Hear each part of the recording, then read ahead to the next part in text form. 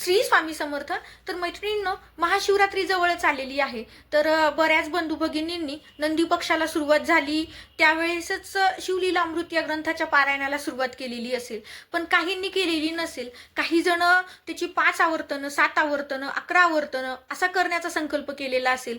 तर काहींना फक्त एक दिवसीय म्हणजे महाशिवरात्रीच्या दिवशीच पारायण करायचं असेल, किंवा काहींना एक दिवसामध्ये शक्य नाही, तर अशा माझ्या बंधू भगिनींनी 7 दिवसाच्या या ग्रंथाच्या पारायणाला सुरुवात करा. 7 दिवसाचं जर शक्य होत नसेल तर तुम्ही 5 दिवस किंवा 3 दिवसाचं तुम्ही हे पारायण करू शकता.